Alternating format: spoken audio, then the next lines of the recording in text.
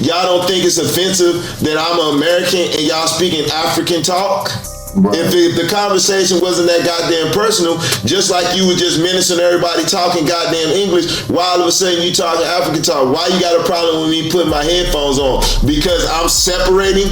Y'all don't know what I'm hearing. I don't know what the fuck y'all saying. So what's the difference? The attitudes, the separation, the talking, the masking conversation. I've heard my mom call like, hey, you know, if y'all gonna talk, y'all need to speak where everybody can understand. Like, that is a thing. That's right? Offensive, but they don't think that's offensive. That's a thing, right? So a lot of folks, whoever's listening and thinking that this is just bashing, nah, it's real talk that is just rare.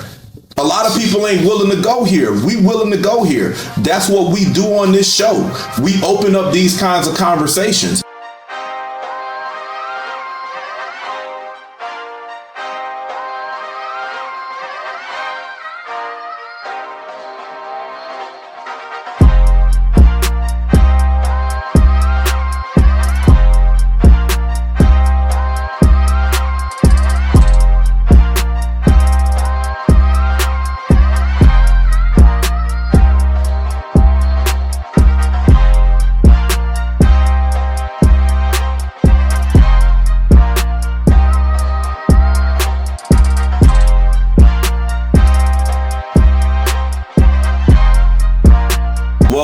OGs Uncut, Conversations on the Culture. I'm your host, Priest Mode, and I got my cousin, T-Rex. Yes, sir. How you feeling today, man?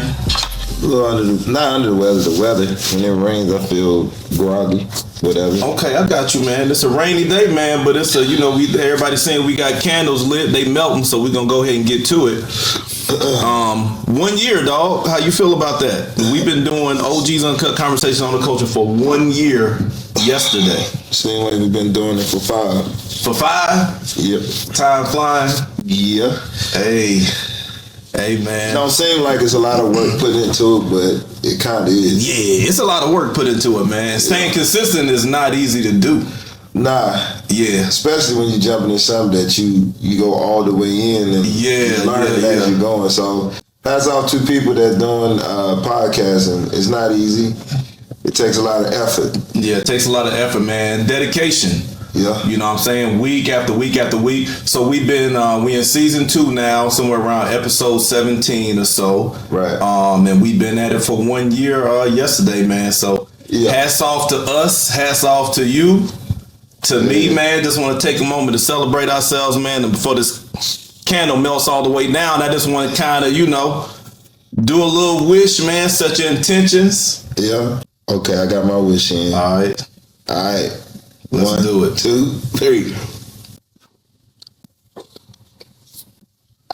Hey, man, last year we went deep. This year we going wide. You talking about going deep and wide? Look like you about to go back to the store and return that suit. I mean, you ain't want to take the tag off the new suit, bro? Damn. And T-Rex, you let your boy roll out here like that? You know what? Y'all been in it for a year. Y'all celebrating. Y'all got it. Right. We going wide. Let's get this smoking on out of here. Yes, sir. I know I don't need to be eating that. Last episode we talked about, you know, African immigrants not integrating in the FBA churches when they came in, even though foundational Black Americans kicked the door open for immigration reform to allow them to flood in. Mm-hmm. So we talked about how, you know, we've seen it, but we've never really thought about the fact that, you know, our brothers and sisters who look like us come over and they kind of establish their own lane and don't really rock with us, you know, collectively. Right. But you got some other ideas that you think need some attention, need some spotlight. So I just want to open up with a question for you, man. Okay. Immigration, why is it on your heart like this? Why you feeling the topic like this right now? I mean, I'll say because they actually doing something about it. That's why nowadays they doing something about it. And I'm gonna be honest, I really wasn't paying it I really never paid it no attention, to be honest. There you go. I used to see it, but I never paid it no attention. Like, I remember one time, like, say for McDonald's, when I used to grow up, it was nothing to see black people working at McDonald's, and then like out of nowhere, it just seemed like McDonald's corporations just hired nothing but Hispanics. I mean, not just the workers, but the manager, the general manager, all the way down. Then I could bet anybody any amount of money you can probably go to a Popeyes right now. It's gonna be some Spanish people running it. I already see sand niggas running. So I really never paid it attention. But I say it like this, they letting all these motherfuckers in the country, and I mean getting money and stuff like that. And I just think it finally just struck a nerve, and I just started to sit back and just see how they operate. It's like, and there's a bunch of illegals here, and that's when I got a grudge, because it really boils down to the money. What has made the immigrant conversation real prominent now is, one, the ICE raids. That's clear. Trump cracking down on immigrants. But two, the Black American delineation from African immigrants, right? We are largely known as African Americans from 1980 up until maybe a few years ago, when it became popularized to refer to ourselves as foundational Black Americans, which disconnected the Africa connection. So it's a lot of conversation around that. And I think that's one thing that's really put a spotlight on immigrants. And one thing it made me realize is that it's an interesting political relationship between the Democrats' motives and how immigrants are treated in America, because the immigrants mean something to their voting bloc, right? And to the economy. They're optional now because, the AI is coming. Okay. And the rich don't really need them no more. Like, they didn't need us for slavery no more. You know what I'm saying? And we got free from slavery. They had to find something else to replace us, and that's why they was letting all these immigrants in. But now, over the years, they're then getting better and better with the AI. They don't need them no more. You dig what I'm saying? That's where I think it's headed to. Right. So that's, and they getting a taste of it. You know what I'm saying? Just like they sold us out and sent us over here, our ancestors, because I truly believe we are different from them. I used to be offended when they used to say that we not Africans. But then I realized, I was like, well, hold on now. They got a point there, because if they actually came when we came, you dig what I'm saying? They would already be here. They would already look like us. So when we came, we were sold to the white man to come over here. You said something that I got to pull out. You said that when they sold us out, when they sold us to come over here. I remember there was a time before the FBA delineation movement where Black American would argue against Africans selling us to colonizers and enslavers. They would say, "Nah, it was a compromise, and they were under duress, and they had to do something for survival. So that was one of the things that they can do to increase their survival rate." There was I don't know if you remember that conversation. That used to be a thing. I don't know if you used to feel offended. Maybe when a white person would say, "Well, y'all sold each other." You I have heard that. Right, you kind of go in defense mode because you identified with ancient African ancestry, and there is an ancient connection there. But now you're saying you don't. I'm seeing that you don't feel the need to defend that because you're saying yourself. Yeah, but I'm just showing that how history recycles itself, and why. And I'm glad they feeling what they feeling now, because they sold us out over here, and we came over here not voluntary but by force. Sure. And when we came over here voluntary by force, I mean everything. Changing of our name, forcing us to have sex with women. We was forced to separate our families, and if we did it, we was either going the breeding and stuff like that. If we didn't work, we would get whipped. It was by force. Yeah. Now this is y'all. This is like a day of reckoning, what they call in the Bible. Yeah, it's a day of reckoning. Yeah, y'all getting what's due to y'all. and they used us the first round. Now they use y'all, which is I consider this the second round. When you're saying they, I want to slow it down a little bit because we covering a lot of ground. You talking about so one, you're owning you said that African sold us or maybe a different group of previously African folks who gained another cultural identity here once we got here. Us FBAs, you saying we were sold initially, and then white society used us for economic gain through slavery. Yeah. And now you're calling that round one, and you're saying round two is what? Is what's going on now. Okay. Sending their asses back. They done got used up. They got somewhat of a taste. Well, this is the end of round two, though. Because I would say I'm with you on the round one and round two, right? Economic gain using enslaved Black Americans. We freed ourselves, but then remember the immigration inflow from 1965 after the Civil Rights Movement. I would say that's the start of round two. Because the start of it, you talking about the end of it, but I just want to highlight the start of it because that's when the Immigration Reform Act hit and allowed African and Asian and Arab immigrants to flood through. And they started getting propped up with financing, subsidies, all kind of benefits while Black American families were going through the war on drugs in the 1980s. So I think that's what I mean, the interesting relationship between Democrats and immigrants. Mm-hmm. Well, when I say round two, I'm talking about the full circle of everything. The end of it, the conclusion. Yeah, how we got here, how we was used, and we ain't getting no benefit. This for them, they got the benefits. Now they getting the end of it, meaning the full circle. Now it's time for you to go back. And the reason why I brought all that into play is because that's the reason why they're getting sent back is because of time is up. Time is up, and AI is coming in.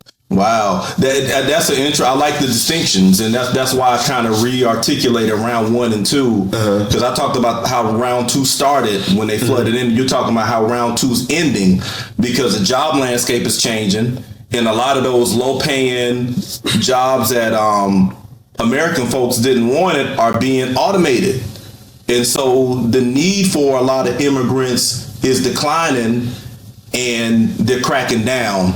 Mm-hmm. Are you ready to talk about what round three would look like? Since this is we're coming to an end of a phase. I mean, round three. I never really thought of round three. I think round three is gonna be more so. If I was to just off the top of my head, I think round three is where the immigrants is gonna team up with the powers that be to attack us, to take the heat off of them. Meaning like the stuff that I'm calling them out on, they not liking about the churches, where they at in the stores, how they was able to get the stores with the taxes, and then also how you got a whole bunch of illegals driving around with dead tags, no insurance, hitting people cars and stuff like that. So now that I'm exposing them and I'm piggybacking off of ICE, I'm piggybacking off the energy that's being, I think round three is where immigrants is going to be low key teaming up with the powers that be to attack us. Yeah. You know what I'm saying? With little slick talk like, why don't you do this and why don't you do that, or we'll do this, and if you get them out the way, I just feel like that's what it is. You don't think that's far-fetched though? I mean, you're saying immigrants teaming up to attack. I mean, yeah. What would make you think that it will go that direction? Oh man, look what they done did to get here. They changed their name to an American name. They use religion, something that we brought the mind, body, and soul to. They done desecrated that. They done took over our neighborhoods. Y'all got stores. You know what I'm saying? They'll change their name to get an American name. They will fucking change the dialect of their voice to get a job. You dig what I'm saying? And then you see how they use their own people. I done been into churches, and the reason why I'm saying I'm sticking with churches because, dog, that's like a moral thing. And then it's like, damn dog, if you can do all that, like that's like a chameleon. That's like a wolf covered up in sheep clothing. I just wanted to bring it. I wanted to bring some backing to that comment because it feels like a leap if we don't get back into it. Because when you say, okay, there's round 1, round 2, and now transitioning to round 3, you feel like immigrants may kind of team up with dominant white society to attack black folks. And we already know, like historically, it's not a leap at all to suggest that black Americans have been under attack. I mean, I'm going to just caveat here. When you look from 1857 up to 1999, there's been 27 or more prominent black towns, well established, destroyed, burned to the ground. So I'm just laying that out to say that black Americans being under attack is not new. That's historically documented. And then from 1965 onward, there was a deliberate attack on black families after the assassination of Martin Luther King Jr. and the onset of integration, where you brought in the immigrants who were kind of really designed to replace us while our families were dismantled. War on drugs, mass incarceration. So there's always been this dynamic that political power has used to kind of pit us against each other. And I feel like that's what we're describing here. We've been pitted against each other, where we've been attacked, and this group has been brought in kind of to replace us, literally, where we had businesses, now they're immigrant businesses in our community. So we've seen that change of the guard. And then attitudes have crystallized around that, to where now you see immigrants who look at foundational black Americans with the same bias as white people have done historically. So that's the tension that we're talking about here. So out of that, you're saying that because now their safety net is becoming unanchored, you think that the desperation is going to increase. Yeah, the desperation, because we want the thing that they trying to get us to do, that FBA or Foundational Black American, that's what we call ourselves. We refusing to team up with them. Oh, you think the delineation is causing some anxiety? Yeah, we not teaming up with them. Why do you think that's causing anxiety? Because, I mean, for one, to me, I think it's disrespectful to ask us to team up with you, or why can't we come together and work on these things when y'all been getting money? Y'all been taking advantage of the system, knowing you taking advantage of it, and then looking down on us. Yeah. Y'all never participated, what we were talking about in the last episode, where we never went to church together. Yeah. Now all of a sudden the heat is on. You got the audacity to ask us to team up. And now, how can you ask us to team up with you when you ain't did nothing to prove yourselves worthy of us teaming up? Y'all came over, y'all haven't came over here and fought like we have. None of y'all never got police brutality. None of y'all never got hanged, burned, or shot. Y'all never got spit on. Never got dogs biting your ass. Never had communities burned down. Never communities get burnt down. Never had no fire water hose. Y'all never went on an African Million Man march from whatever. Y'all never did nothing unified. Y'all hide in the dark and always got some peekaboo talk, and then y'all go back and hiding like some goddamn roaches. So you dig what I'm saying? So for you to ask us we need to come together, no, we not. So that's why I say if just like we didn't team up with white people and they attack us and we cool with it, it is what it is. We can do that with immigrants too. It is what it is. Let that breathe a little bit, because that was heavy when you talked about everything that we've been through. And we specifying black immigrants now, Caribbean, African, those who identify with us because we got a physical connection, a physical similarity, right? Yeah.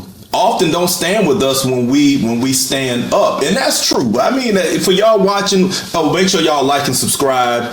Hit that subscribe button. Hit the notification bell. OG's Uncut, conversations on the culture. But we need y'all to chime in, jump in them comments, because what T-Rex broke down, I've seen, and I can be specific. You know, when you look at the police brutality decade, 2010 up through George Floyd, I remember I was very active on social media speaking out, and I had some of my fellow African immigrants coming in my comments saying, hey, you need to calm down. Y'all need to not do this and do it that way and be more low key and all of this. And I called out one of my sisters from Sierra Leone and I said, why are you faking like y'all are so, not all of y'all, but her specifically, why are you faking like you so composed under stress and you're telling Black Americans to calm down when really your composure is coming from fear. You have a fear of deportation and you can't rock the boat. You can't stand up. And I just felt like that was a little disingenuous. So I've seen that speaking out but not standing in solidarity, speaking against, and a lot of times getting on racist white talking points. That's real shit that we have to acknowledge. But I'm going to say, and you can chime in anytime, because one of the reasons that Black Americans are delineating ain't got nothing to do with African immigrants, Asian or otherwise. It's us looking at how we've been politically ignored, right? How when funds are earmarked for us, programs are earmarked for us, they're hidden under general umbrellas, minorities, people of color, and stuff like that. So when the funds get to being distributed, they don't come to us. They go to immigrant groups who can also, or white women even, who can also classify as minority. Mm-hmm. So in order to be able to engage the body politic directly, we made ourselves distinct. Mm-hmm. So there's no confusion when there's policy for us, it's policy for us. Yeah, and I like how we breaking everything down, but what I want to tell people is take what we saying, and as you move through life and when you go into the store, pay attention to your surroundings. Okay. Everything we see, everything we saying, you will see it. And the immigrants know what we talking about. They really don't like what we talking about. I want to put them under scrutiny of society, just like how the scrutiny of society has always been on us. Okay. And I will never stop doing it. I want them to walk around with a bullseye on their back of shame, embarrassment. Well, what do you mean? But why? Why you want a shame, bullseye, embarrassment on immigrant back? So where is that coming from? Because they need to be humbled. They humble just everybody. For the sake of being humble, or is it because is it a deserving bullseye? It's a deserving bullseye. Okay, I'm listening. Because we intermingle with them. We buy food from their grocery stores. We allow y'all to use us immorally to get y'all visas. Y'all get married to us just so y'all can get y'all visas. Some of y'all even willing to have kids. That's big facts. Y'all, there's many African dudes that I know that got wives in Africa and then come over here and marry. They don't honor marriage. Oh. They don't honor marriage according to the colonization over here. Now over in Africa, you can have more than one wife. But if you're going to play this thing right and give the moral illusion, which that's what y'all fool everybody with, not me, you will come over here instead of divorce your wife over there, and marry right over here. So you marry and hide the other one. I've seen it. I'm a byproduct of that. And it's just not even that. It's even with the churches. They don't do business with us. So when I want the bullseye on their back, because a lot of the shit that they doing is very degrading. That's real talk though, and I got to say it's real talk, but I feel like it's real talk, but it's rare talk. Yeah, you dig? Yeah, it's real, but it's rare. But it's real as shit, because I got a lot of friends from the diaspora and I hear all of these stories. I've dealt with women. I mean, you know my background when it comes to that. Mm-hmm. I've seen people let their guard down and have conversations about marriages, strictly for paperwork. Everybody knows about that. Mm-hmm. But what I feel like you're highlighting on that is the immorality of it that doesn't get labeled as it should be. What I hear you saying is that you got a lot of immigrants who are in a high state of desperation, to the point that they'll take sacred institutions like marriage, family, and church and exploit those, even deceive folks for monetary gain or access to citizenship. So So you're saying you want that kind of bullseye on the back. You want that story brought out to the forefront. Yeah, I wanted to be drunk. Why does it need to be on the forefront, though? Why do you think that's important? All right, shit, look at all our celebrities. You talking about sex trafficking. Tell what I just said about what they do. How is that different from sex trafficking? You got to travel over here. But your mindset is to get married to somebody. If that's not almost like a form of sex trafficking? When your mind is premeditated? Because if you really think about it, you can have a girl come from another country, like what they was hitting P. Diddy up for when people was flying into the freak off. What's the difference? Somebody coming in here, you paying for a freak off, you coming over here. Some of the people come over, pay you just for you to marry them. And when you get married, y'all gonna have sex and everything. That ain't no different. My thing is, and you had somebody offer you that before, though. I don't know. You don't have to share that, but you're not. T-Rex ain't just talking, and I know about you too, but you had a personal. I had a lady that was from back in the day. I'll never forget it. Like 2007, real quick. We're gonna do a sidebar. It was 2007, but she was from Romania, and she worked in New York, and I was on my way from Texas coming back here from the military, and she was willing to pay me like $2,500 a month, and she said that all she needed was me to marry her because she was an engineer. She was one of them engineers that design, architectural engineer.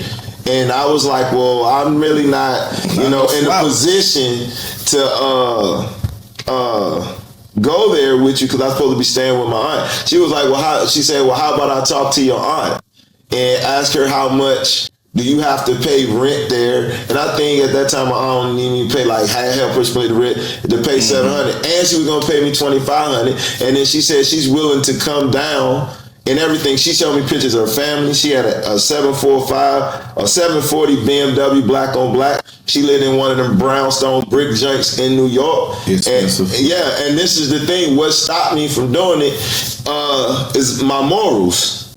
Oh. Getting married. Unequally yoked. You dig what I'm saying? Right. But she was like, and she had told me it was another guy that she was supposed to marry, and he bailed out of it. But I'm thinking about the thing morally, not immorally. She thinking about it opportunistically. Yeah. You thinking about it from a moral standpoint. Yeah, and she was like, if the relationship proceeds and we starting to feel each other, we can stay married, but if, after I get my papers and everything, if you want to leave, we can just get a divorce. And she said, I would just really need your help for like 6 months to a year. And she said I could stay in her apartment, drive the car, drop her off at work, and everything. So it was almost like she was pimping me instead of me pimping her. So I was like, nah, it sounded too good to be true. And it was like some surreal shit. I'm like, yo, this is crazy. Yeah. And I was like, damn. And we continue talking every now and then till one day I just changed my number. And I was like, nah. So, but I'm saying, but you have a lot of people that come over here doing immoral shit and getting away with it. You're not hearing about it on the news. They not rounding them up. You got Africans selling drugs here. They doing illegal shit. They're not putting, if you really think about it and everybody watching, when have you actually looked on the news and seen Africans on the news like us? You never, but they doing all this illegal shit where the powers that be is turning the eye like they don't see it. But you think they looking now because it's like they don't need them no more. They don't need them because it's easy to turn the blind eye when it's like, hey, we need cheap labor or we need labor for where Americans don't want to go. But now that they don't need them like that we can go ahead and kick some. And they probably was using them to warp speed this AI shit, probably working in these factories to help build the motherfuckers. Now you help them build something. Now they say, okay, we don't need you no more. Y'all getting to what happened to our ancestors. I don't want y'all to. I want the spotlight on y'all asses. I got a question for you though. Yeah. Because what I'm hearing, and even when I thought about it and preparing for this episode, I call it like it's a survival mindset.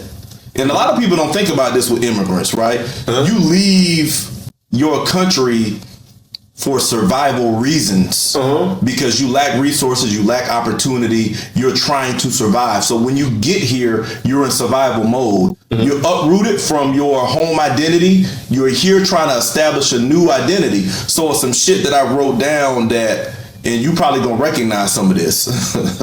Chameleon identity. Remember you was talking to the dude in the restaurant, you kept saying, which hat you gonna wear? Yeah, he had a Nigerian hat and he had an American hat, and he kept switching his hats as it was convenient for the. Like wherever the conversation was going, he kept doing that. Chameleon identity is mirroring for acceptance. Like I fit what's going on in order to accept, right? And that's something that can be common when somebody's in a desperate mode and they're trying to assimilate into a new culture to survive, right? Like, and then the other thing, I got some notes here: attachment acceleration, falling in love quickly, right? Like you pushing the emotion, the affection, because it doesn't represent really family for you. It represents finance or opportunity. Rationalization loops. I don't really like the word, but they're talking about blurring moral lines for survival, which you were just talking about. Using marriage as a means to an end, using church faith as a means to an end. So with the fact that the rug is being pulled out from under folks who may be in this kind of mind state, what do you think that's going to do? Do you think that's going to heighten the mind state? I think that's where you were going in the beginning when you talked about attacks, right? Are you suggesting that with a lot of the security blanket being removed, that shit's going to turn up? Yes, sir. Okay. Yes, sir. Why not? They ain't gonna do shit to the white man. They're gonna team up the white man to help come at us. That's what they have always done. That's what they did with us in Africa. They rounded us up and said, "Take them, don't take us." Oh shit. Okay. You tying them up? Okay.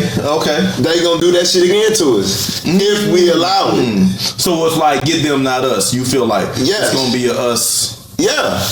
Damn. Okay, that's something to think about, man. I mean, okay. That's why I'm even in the playing field. Okay.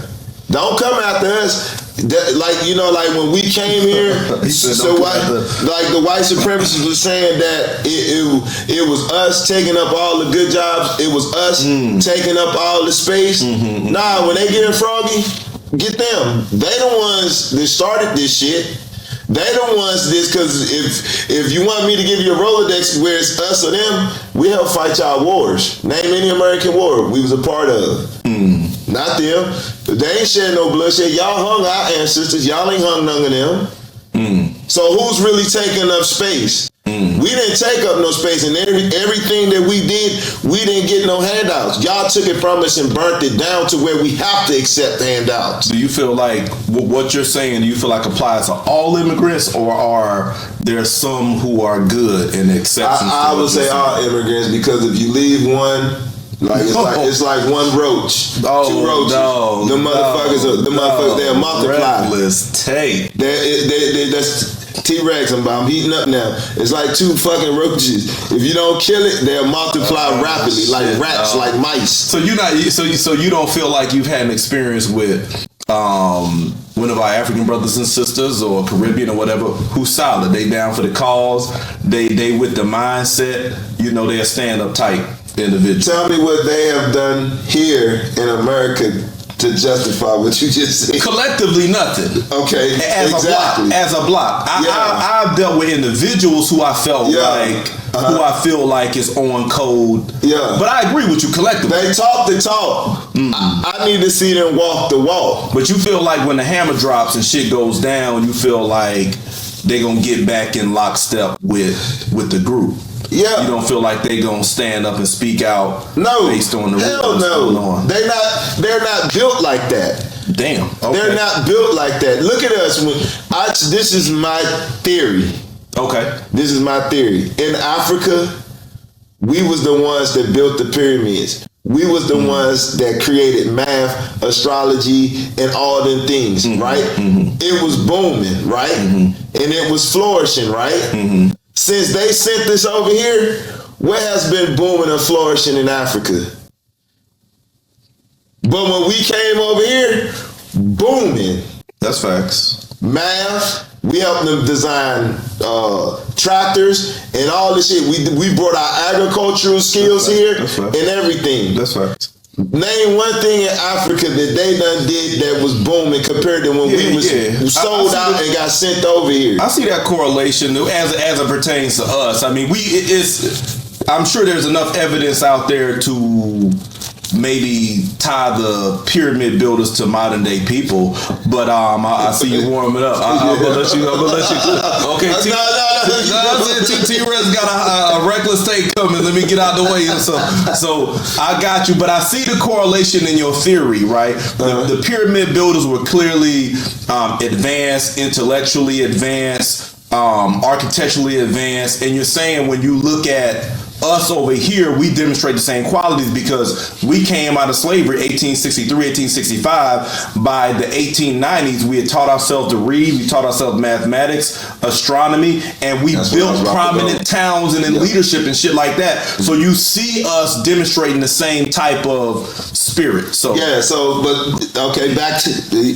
motherfuckers that say over there, well, you don't understand what we've been going through. That's bullshit. Okay. Because when we got over here, we was getting fucked up, but we still maintained our dignity and we taught ourselves. Maintain our dignity. We maintained our dignity. We would have kept our names if they didn't change our names. Right. We was getting whipped to where we had to change our names just to survive. Sure. So we wasn't scared. We wasn't weak. Right. Them bitch ass motherfuckers ain't doing. They doing what we're doing willfully on their own. They some fucking cowards. Name changing and stuff like that. They fucking cowards. But over here, everything that we did, when they say, I'm saying, that's why I'm tooting my horn, they choo-choo, because I already know what them motherfuckers thinking. Y'all did the same thing too, but we did it under circumstances to where our lives was going to get taken. Our kids would probably get killed if we wasn't willing to change names. Y'all willfully did that shit, and you still doing it. That's facts. Because they'll try to piggyback and try to compare us to them. Fuck no. I'm showing a clear distinction. Why we're different, we'll always be different. That's why when y'all came over here, y'all don't fuck with us, because y'all know we different. I will not wear dashiki no more. If I go to Africa, it's just for fun. It's not because I honor them no more. I used to think highly of these motherfuckers. I thought they was blessed because they were still on the motherland. But now that I'm hearing about how them motherfuckers treat their people, how they shit and piss on the streets, how they fucking our people over to buy land over there. Damn. And not telling them, then you getting all these court fees. Fuck them. Damn. Reckless take from T-Rex. Real shit though, but rare shit. Like and subscribe. This is OG's Uncut Conversations on the Culture. I need to hear from y'all on this, because what you're saying is that's personal to you, but I feel like a lot of people might feel that way. Like as you get the true profile of our brothers and sisters coming from the motherland, right, your opinion starts to lower. Right, because you seeing the immorality and ain't nobody on no high horse, no self-righteous that we all don't do something moral. We're not coming from that. But we talking about the sacred shit, marriage, church, faith, how those things are exploited for gain and opportunity. That's not something we can relate to. Real talk. You know, and T-Rex was just telling you how the chick from Romania was like pretty much trying to buy him, saying, hey, come on, let's do this. I give you this much monthly and all of that. But what stopped him was a moral compass. She wasn't even talking morals. She was talking opportunity. And that's so common to hear that kind of shit. Well, what's on your mind? Go ahead. And what's the catch? They using us. You rarely hear a white man. You rarely see Africans come over here and try to pull that shit with a white man. They come over here and do it to us. FBA. It's very fucking rare that you, a white man, to take advantage of that situation. But most of the times, it's us that they come to do the immoral shit with. I got a question, cuz. Yeah. Where do we go from here? How do we coexist? I'm gonna give a little commentary with the question. But what the customer wants you to hold in mind, though, and for the audience, for y'all, FBAs and our Black immigrant brothers and sisters, African, Caribbean, Afro-Latinos even, how do we coexist? Because I feel like the cat's out of the bag. Through the 80s and stuff with the war on drugs and mass incarceration and what was the other one? Food stamps and the DMV and all that. All of that stuff. A stigma was being placed on Black Americans, right? The ghetto stigma, the baby mama drama, the absent father, all of that shit was being propagandized at that time very deeply. And at the same time, you had a huge influx of immigrants doing the same thing, who were doing similar stuff, but who were kept away from us and who established themselves distinctly from us. And a lot of times form attitudes about us based on the way the propaganda went about us, right? That shit was socially engineered. So we got to call that out. Now, everybody's seeing this picture clearly. FBAs ain't glorifying the motherland like that. We respect it, but we're looking at the ancient version of it, the Al-Kebalan, right? That holds the true treasure when it comes to Africa. Not the sellouts. But now we're seeing a different character. Now we're seeing different movement, different patterns. And now we're seeing it for what it is, and we're saying, hey, we're delineating ourselves. Where do we go from here?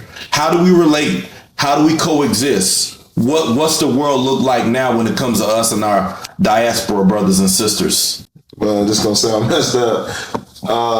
Relate. I don't want to relate to them, and I don't want to coexist with them. Damn, if anything, bro. Shit. I want to keep turning it up. You don't want to relate? Oh, go ahead. The reason why I don't want to relate to them, because you ain't been through what we've been through yet. Okay. Coexisting with y'all haven't teamed up with us to work together to open up no corner stores or anything. So I don't want to coexist with them motherfuckers, and I don't want to relate to them until they go through what we've been through.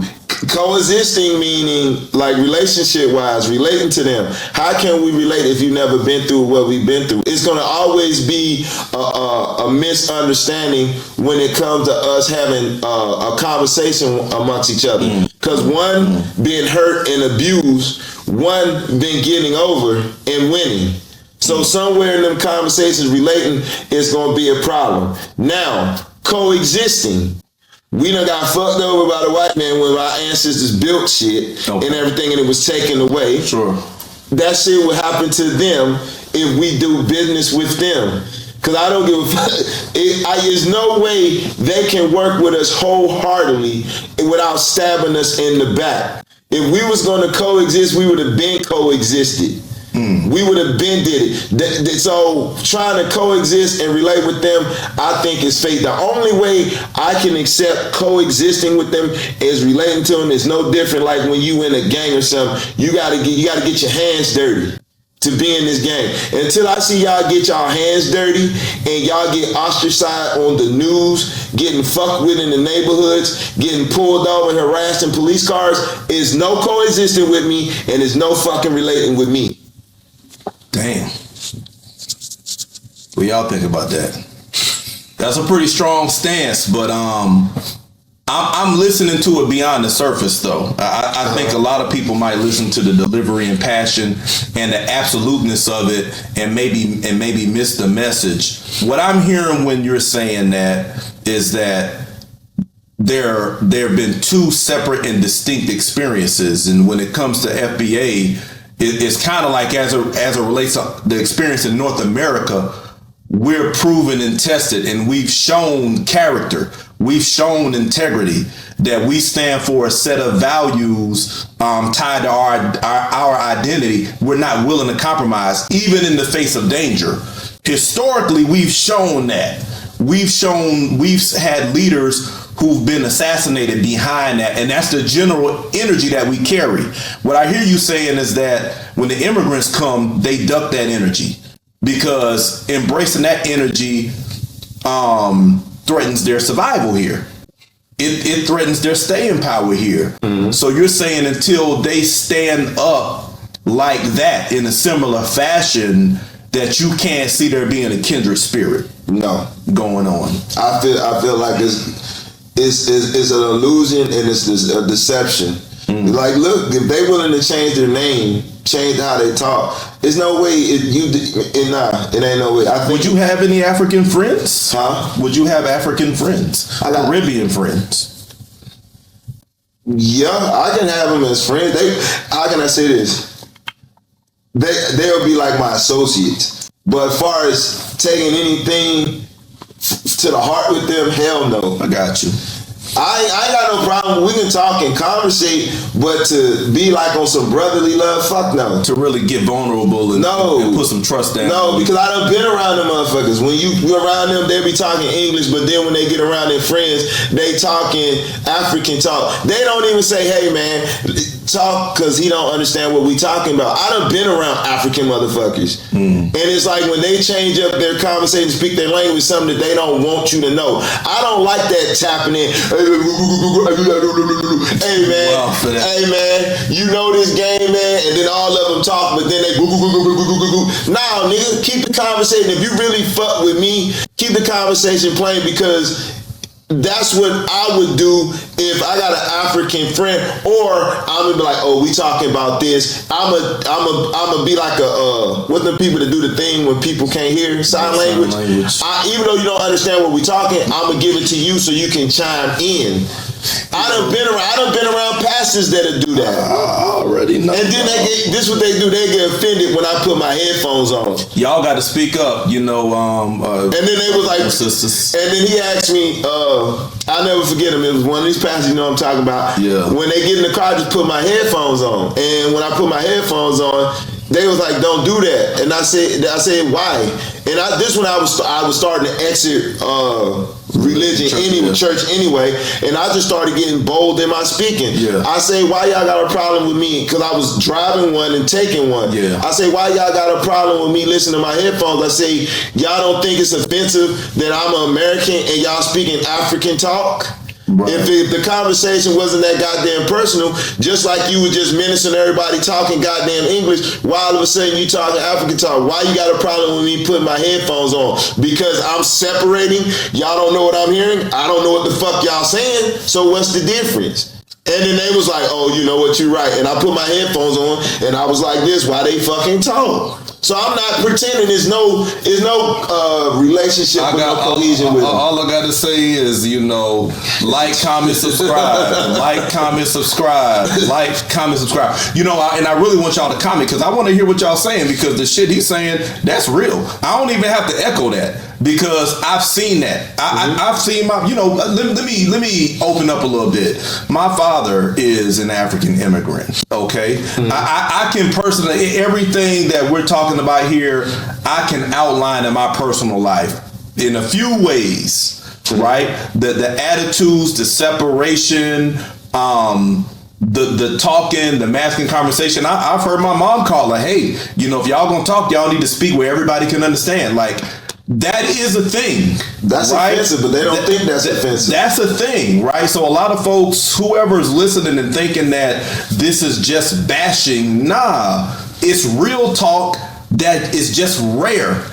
A lot of people ain't willing to go here. We willing to go here. That's what we do on this show. We open up these kinds of conversations. And when I asked T-Rex, would he have a friendship with one of our fellow African or Caribbean immigrants, he was real about his. I already have friendships, but a lot of those, we haven't breached a lot of these topics, right? Because I was in a different space. We just vibing and having fun and exchanging information and stuff like that. But now that the landscape has changed, time has changed, the social climate is different, it's bringing certain conversations to the surface. And for me, my take on friendships is it's a way to have these conversations. Like, my friendships will be determined by what side of this conversation you fall on.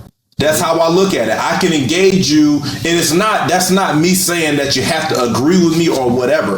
But what I'm saying is, this is the mindset that I'm coming in. We're looking at things as they are, and when you do that, you can see where people stand and who's really with you.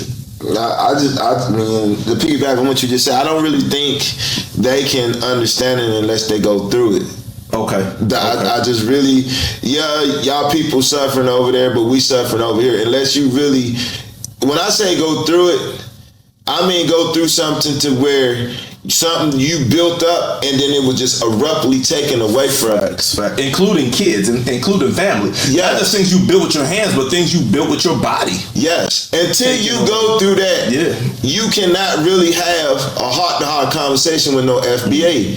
There's no way you can say that. I have seen some folks from like Ghana per se who seem to be at least paying homage to our plight.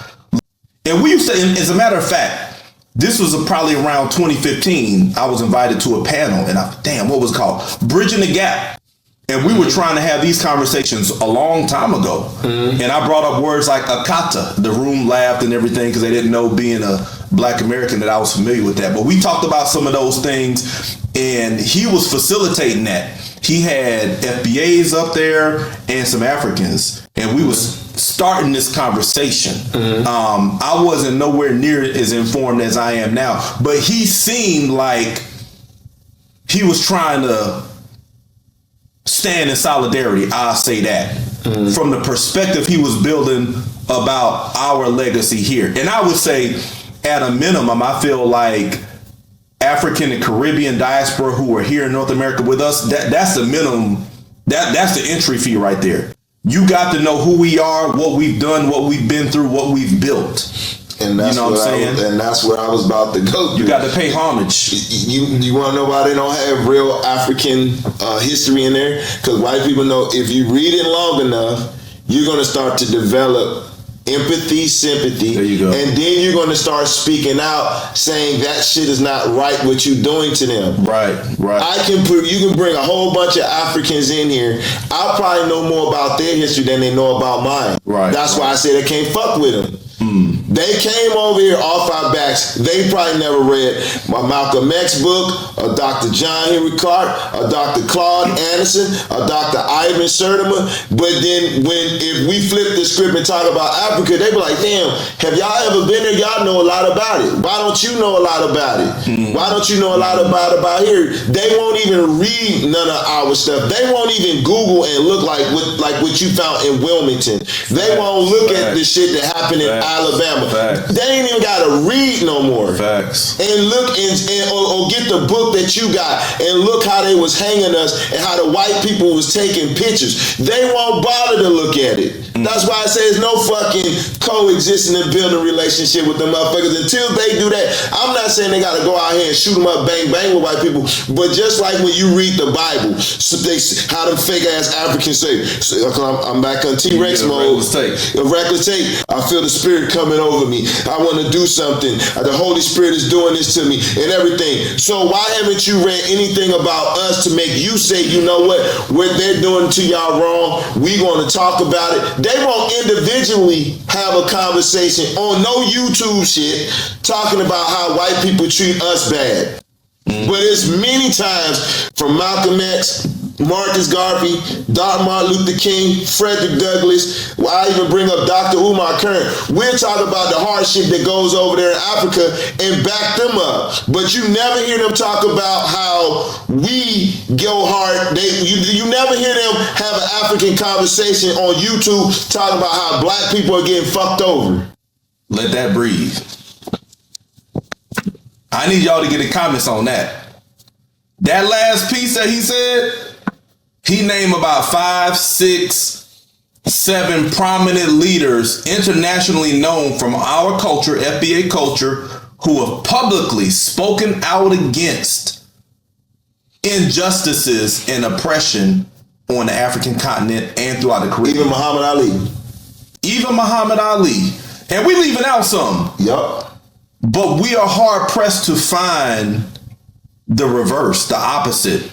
Those who speak on our plight here and condemn those who put us through that. I need y'all to sit with that.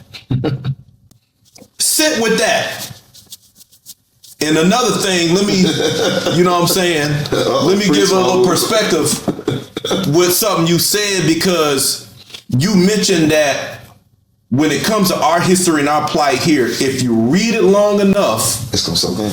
It's gonna soak in. You'll begin to empathize with the people who've gone through that, and you'll begin to see the people who put them through that. So the lesson there, the perspective there, is that ignorance is an impediment, a blocker to empathy. You can empathize with somebody when you're ignorant of their plight and their history, their struggle, their progression. And when you're unwilling to get informed about it, it's showing that you don't care to empathize. It's showing that you don't care to connect. So what are you doing to learn? Are you watching this channel? Like and subscribe, because this is one of the ways that you can learn. We break it down here, and it's not to kick people in the balls, even though sometimes you might feel like you got kicked. But this is just a real conversation that's rarely discussed. And we have empathized with our brothers and sisters. A lot of our historical study when we were leaving religion started with us looking at what was going on in Africa and how things transpired there and how Christianity played a part in that. We let that soak in. We empathize with y'all experience. Are y'all gonna get that back? Are y'all gonna show that love? Are y'all gonna show that same respect? On a YouTube platform where everybody can see, not in closed doors, not in fucking church walls. Publicly on YouTube speaking about it. No secret lovers, baby. What's that song? Is a song? Secret lovers. Yeah. That's what we are. Trying hard to hide the way we feel. You can't do that. We ain't on no secret lover shit. We talking about in the open. Declare that shit in the open, especially, and I'm gonna land my plane here. For those who get mad with Black Americans delineating as foundational Black Americans, and you're saying, hey, you got a connection to Africa, show that connection. Reach out to us. Reach across this way. Study our history. Understand our history. You ain't even, like Cuz said, you ain't even gotta read. YouTube it. See what we go through. Don't tell us we're connected. Show us we're connected. Show us what you know. Show us how you feel about us. Show us how you stand in solidarity, especially in real time when something happens. Are you going to be speaking against us, or are you going to be standing in solidarity with us? Hey, dog. Closing thoughts? Nah, I think I put them all. I threw everything out there. You threw it out there, man. So this is my closing remark. I will say this. If y'all want T-Rex to slow down on this immigration thing, or if y'all just want FBAs totally to slow down and stop singling y'all out, take what I said to heart, read, and you'll see us automatically slow down. That's all I gotta say about that. Facts, man. If y'all really want us, y'all saying how can we come together? Study our lineage, study our history, buy some books. I can name multiple books I got reading about Africa. That's facts. And everything. Only thing I haven't done is flew over there to see what I've read. And that's coming soon. Facts. So if y'all want to say how can we stand in solidarity, or how can we coexist and have relationships, let us start seeing y'all talk about shit on y'all podcast. On some real shit. Shit, come on here and holler. Don't follow us to get nothing. Let us see what y'all doing.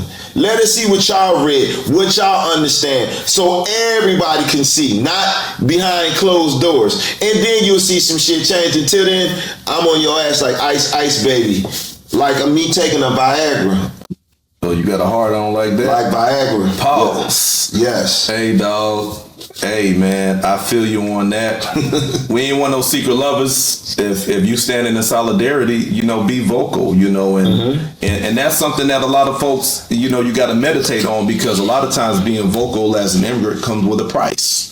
Right, and there's a price with that, and we understand that that's where the silence comes from, and that's why I always say be silent or in solidarity. There ain't no in between. Don't come talking and speaking down and undermining. That's mad disrespectful.